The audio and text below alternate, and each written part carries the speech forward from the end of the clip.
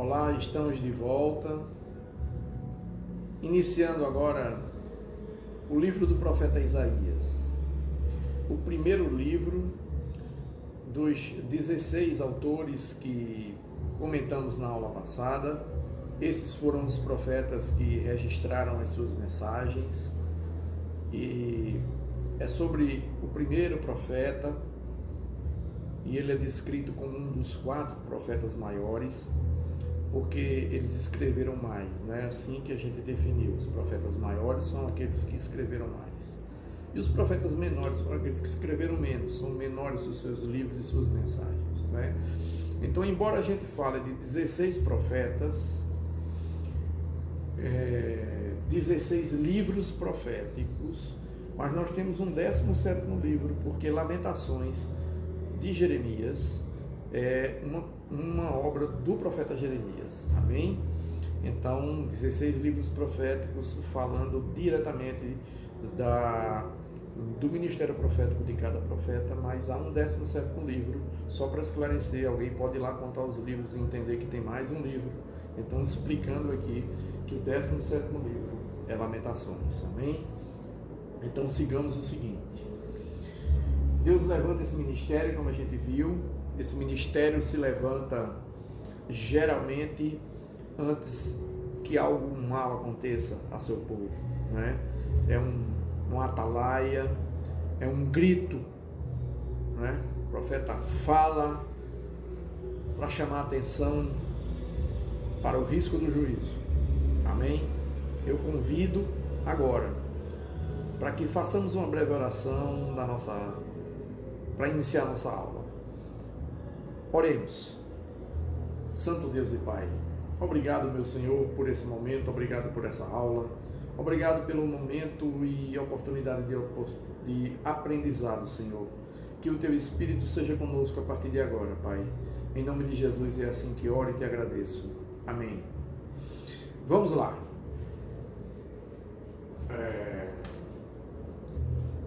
Deixa eu só fazer uma correção aqui, que eu acabei de ver que eu cometi um erro. Vamos lá. Aqui é data. Então, a data entre 740 e 680, se a gente fizer essa conta aí, nós vamos ver que Isaías teve um ministério de mais ou menos 60 anos, né? Um ministério de mais ou menos 60 anos, porque Isaías foi preparado, né, para ser um profeta, e Isaías é o autor tradicional do livro. A tradição judaica e cristã acredita esse livro a Isaías. O método crítico atribui a esse livro outros autores, por entender que alguns trechos do livro de Isaías não compreende um momento em que o profeta estaria vivo. Ele não vive naqueles momentos, mas eu me uno à tradição judaica e cristã, que atribui ao profeta. O livro é claro, o livro já no início fala, e nós veremos esses detalhes, e eu prefiro entender que Deus é poderoso o suficiente para dar nos mínimos detalhes ao profeta toda a mensagem, todos os detalhes do porvir. Então não há absolutamente nada que possa limitar ao Deus de Israel entregar uma mensagem tão fiel. Esse é um profeta muito especial e nós veremos por quê. Amém? Sem demora, vamos direto à lição. Em que local se deu a escrita desse livro e se desenrolaram os fatos? Em Jerusalém. Temos que lembrar que quando falamos de Jerusalém, estamos falando de Judá. Não é? Aqui já está Judá, nem precisava. Então vamos usar aqui já a linha de baixo. né? Então, local, Jerusalém. O alvo, o rei e o povo de Judá antes do exílio.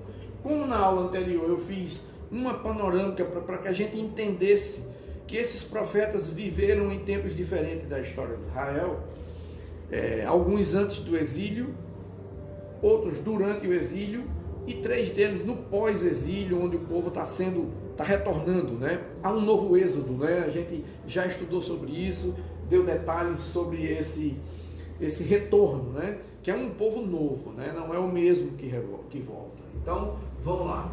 Judá, então nós estamos falando aqui de que? O reino do sul, né? Judá, né? Tem Israel ao norte, 10 tribos ao norte e 2 tribos ao sul, que é o reino de Judá, onde está Jerusalém. Então o alvo é o rei e o povo, porque a gente começa já com o entendimento de que o ministério profético, ele nasce junto com a monarquia, né? Principalmente esse ministério propriamente dito, né? A atividade profética ela é mais antiga, um povo a gente já tocou em alguns assuntos, nós temos na Bíblia registros anteriores, mas o ministério profético propriamente dito, ele vem surgir depois de Josué, depois de Juízes, já lá com Samuel tinha uma escola de profetas, depois a gente vai ver que tem lá no livro de Reis, no livro de Crônicas, isso, inclusive parte dos acontecimentos aqui estão registrados em Reis e em Crônicas, então é um paralelo, né? Mas é nesse contexto que nasce essa atividade, nasce esse ministério que chama a atenção do rei e do povo para algo que estava por ocorrer. Então vamos lá. A chave, o versículo-chave desse livro é Isaías 9, versículo 6. E a palavra-chave é restauração. Então, a palavra-chave é restauração, a palavra-chave já nos dá um lampejo, não é, do que está por vir. O livro do profeta Isaías, ele traz algo muito especial. Tem algumas formas da gente dividir esse livro. A primeira forma é o seguinte: o primeiro conjunto que podemos separar como uma parte do livro são os capítulos de 1 a 35, que são profecias durante a vida do profeta Isaías, não é? Durante a vida de Isaías isso ocorre. Então Isaías está vivo e essas profecias ocorrem durante sua vida, né? E ela se baseia ou foca no juízo de Deus, né, sobre o povo. O juízo de Deus sobre o povo. O segundo trecho, ou a segunda divisão do livro que nós podemos adotar, de 36 a 39, traz um ponto histórico que é a libertação dos assírios, não é? E a predição de que Israel cairia sob o domínio babilônico. Então é um outro trecho, né? Esse outro trecho aqui. E o terceiro, de 40 a 66, que é o trecho de consolo, onde Isaías traz um consolo para Israel, né? E para todos que são repatriados depois do exílio. Então, por isso, alguns, exatamente esse trecho que alguns acham que um segundo escritor foi que registrou. Mas sigamos com esse entendimento. Então, há quem faça a divisão nesses 3 momentos, esses 3 conjuntos, fazendo 3 partes do livro, e há quem faça apenas 2. A parte onde ele profetiza juízo e a parte do consolo. Precisamos trazer à nossa mente que o profeta, né, principalmente agora focando o estilo de Isaías é preparado, porque os 5 primeiros capítulos desse livro ele é como se fosse um resumo do livro. O iniciozinho do livro, ele começa a resumir todo o livro. E depois ele vai trazer, colocar lampejos, e ele vem com um estudo de caso, né? Ele traz a vinha, né? Que um senhor prepara uma vinha e provém tudo. Ele providencia absolutamente tudo para aquela vinha. Mas as uvas são amargas. Então, por que um homem que teve todo o cuidado com a terra, por que um homem que teve todo o cuidado em prover a terra de tudo que era necessário, tem como resultado uvas amargas? Uvas que não podem ser usadas da forma que ele queria. Então, esse caso da vinha é apresentado a Israel. E a gente tem que ver que, quando a gente estuda esse trecho, quando a gente começa a ver o que está havendo na profecia de Isaías e muitos profetas, o que há na verdade é um tribunal sendo construído, porque o próprio Deus está falando, né? Aliás, Russell Shedd, nos comentários que faz na sua Bíblia Shedd, na Bíblia que ele comenta, né, uma Almeida original, onde o Dr. Russell Shedd comenta a Bíblia, e na Bíblia de estudo dele ele diz o seguinte, que é um dos lampejos, não é? Uma das evidências da inspiração das Escrituras é o início de Isaías, né? E é muito claro, eu vou pegar inclusive para que a gente leia esse trecho. Olha o que é que diz aqui. Visão de Isaías, filho de Amós. Amós não é o profeta Amós, é Amós com Z aqui, né? Um outro personagem bíblico, que ele teve a respeito de Judá e Jerusalém nos dias de Uzias, Jotão, Acás e Ezequias, rei de Judá. Ouve, ó céus, e dá ouvidos, ó terra, porque o Senhor é quem fala. O Senhor é quem fala. Criei filhos e os engrandeci, mas eles estão revoltados contra mim. O boi conhece o seu possuidor, o jumento o dono da sua manjedoura, mas Israel não tem conhecimento, o meu povo não entende. Ai desta nação pecaminosa, povo carregado de iniquidade, raça de malignos, filhos corruptores, abandonaram o Senhor, blasfemaram o Santo de Israel, voltaram para trás. Por que haveis de ainda ser feridos, visto que continuais em rebeldia? Toda a cabeça está doente e todo o coração enfermo. Desde a planta do pé até a cabeça não há nele coisa sã, senão feridas, contusões e chagas inflamadas, umas e outras não espremidas, nem atadas, nem amolecidas com óleo. A vossa terra está assolada e as vossas cidades consumidas pelo fogo, e a vossa lavoura os estranhos devoram em vossa presença. E a terra se acha devastada com uma subversão de estranhos. A filha de Sião é deixada como choça na vinha, como palhoça no pepinal, como cidade sitiada. Se o Senhor dos Exércitos não tivesse deixado alguns sobreviventes, já nos teríamos tornado como Sodoma e semelhante a Gomorra. Queridos, que começo! Deus chama os céus e a terra como testemunha. O caso está lançado, a acusação está feita. Mas Isaías é um profeta completo. O livro de Isaías é tido como uma mini Bíblia, porque ele está dividido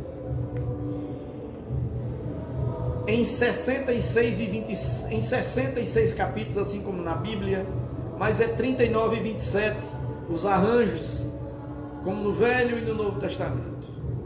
E eu quero dizer a vocês, daqui para cá dá 39, Isso daqui, como parte 1, é do tamanho do Velho Testamento, é o mesmo número de livros do Velho Testamento.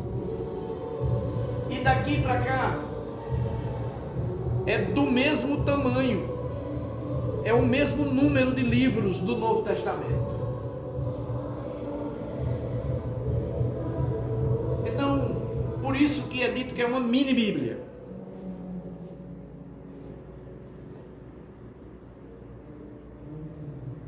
Esse profeta era um homem nobre. Ele servia junto do rei. Há estudiosos que atribuem a ele um parentesco com o rei Uzias, ou com o rei, exatamente com o rei Uzias. E aí é o seguinte, ele é um profeta palaciano, um homem que está junto da nobreza, então ele era um homem culto, ele era um homem preparado. Aliás, Deus prepara Isaías antes de chamar.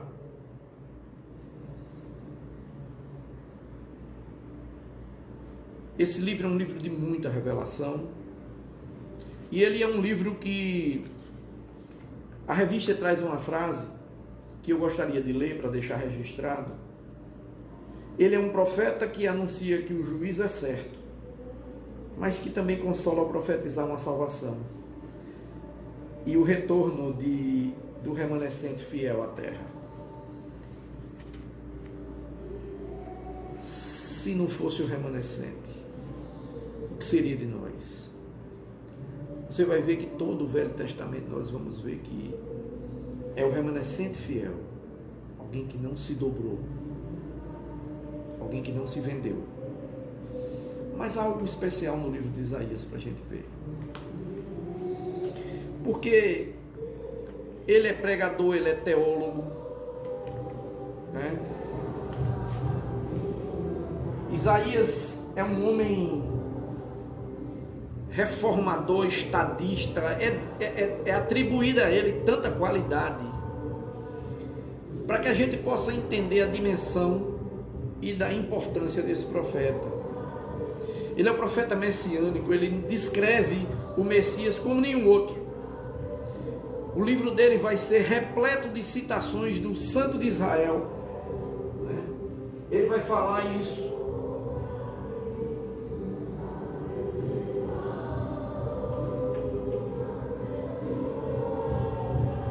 O Santo de Israel. E esse profeta trará algo especial, porque a Bíblia, se a gente continuasse lendo ali, ela ia fazer uma denúncia de prostituição. E isso tem a ver com o templo. Então traz essa noção de que alguém foi pego traindo. Ora, Yahvé, ou Elohim, porque tem hora que o Velho Testamento está se dirigindo ao Deus Yahvé e tem hora que ele está se dirigindo ao Deus Elohim. Mas um caso ou outro, Yahvé era o esposo de Israel. A Bíblia, a relação de Deus com o seu povo, é uma relação, como a gente já viu, é uma relação como de homem e mulher, é uma relação completa. Por isso que a palavra conhecer tem a ver com isso, né? Alguém só conhece alguém quando casa, né? Então por isso que também a Bíblia vai terminar nas bodas do Cordeiro, porque também Cristo está para a sua igreja da mesma forma que Yahvé estava para Israel, para o povo hebreu. Então vejamos o seguinte. Ora, há uma sinalização de que alguém foi pego traindo. Mas aí essa traição acontece no templo. E a Bíblia chega a relatar, o livro vai relatar o seguinte, que Deus não aceita esse culto, que ele diz assim, culto hipócrita. Então, é muito grave isso. É um chamado. Ele está chamando a atenção. Alguém foi pego em adultério. A palavra prostituição ali, houve uma traição. Por quê? Porque o povo dele o tinha traído com deuses estranhos, com divindades estranhas, permitindo que as sociedades ao redor, ao invés de ser iluminadas pelo exemplo de Israel, fosse invadida pelas suas influências. E como nós já trouxemos aqui em outras aulas, esse profeta vem com uma mensagem urgente.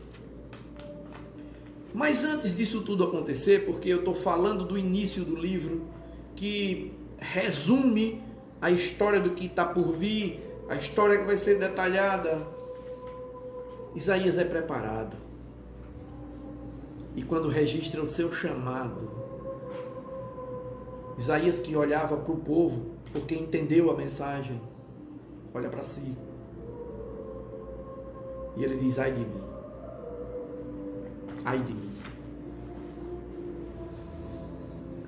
Porque ele vê o Senhor, Jesus glorificado. Isaías não vê Deus, Isaías viu Jesus glorificado. A visão é bela. Mas a mesma mensagem diz o seguinte: no ano da morte do rei Uzias. Olha, gente, há uma mensagem clara aí. Há um culto que Deus rejeita, porque há corrupção, mas há uma falta de liderança. O rei está morto. Há uma vaga na liderança. Então vejamos o seguinte: há um trono vazio. Lembro muito do pastor Leonardo Teixeira, ele gosta o trono vazio.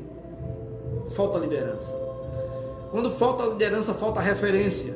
A gente já viu que o ministério profético está próximo à monarquia, porque se o rei, o povo ia mal.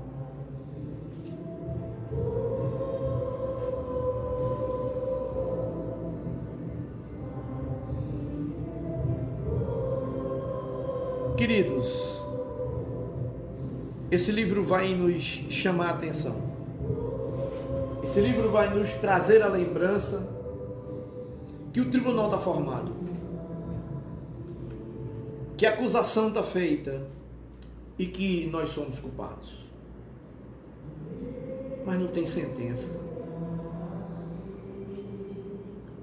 porque o juízo está a serviço da salvação.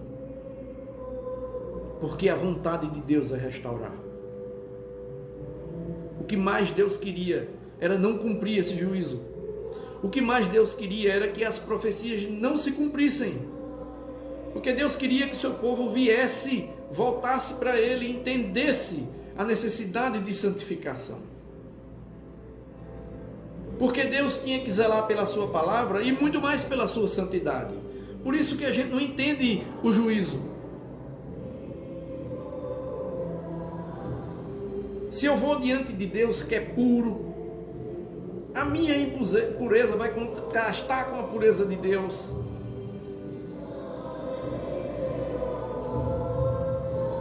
E aí,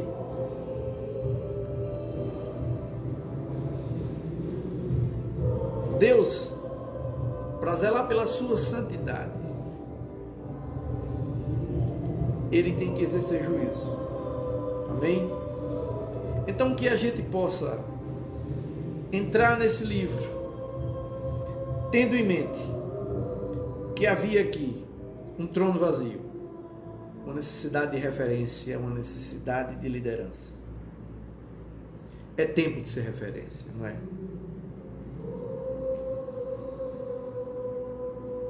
Santidade é importante para Deus, queridos, por isso. Porque Israel ia ser logo invadida, Jerusalém seria destruída. E esse profeta vai dizer que ele estava pronto para ir.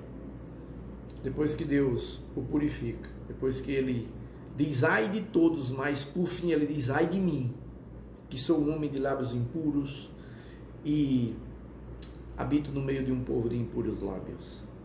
É depois disso que uma tenaz é tirada do altar e toca a boca dele, ele é purificado o pecado. Então depois que é purificado o pecado dele, ele é chamado e ele diz, eis-me aqui, e ele é enviado com essa missão. Amém? Com esse entendimento inicial desse livro, nós continuaremos na próxima aula e nos aprofundaremos sobre a mensagem de Isaías. Amém? Agora que a gente já tem o preâmbulo do que virá, eu saúdo a todos com a graça e a paz do Senhor. E eu desejo a todos um domingo na presença do Deus eterno, em culto e adoração a esse Deus. Que Ele nos perdoe, que Ele restaure a nossa comunhão com Ele e com o nosso próximo. Feliz domingo, feliz culto. Tchau.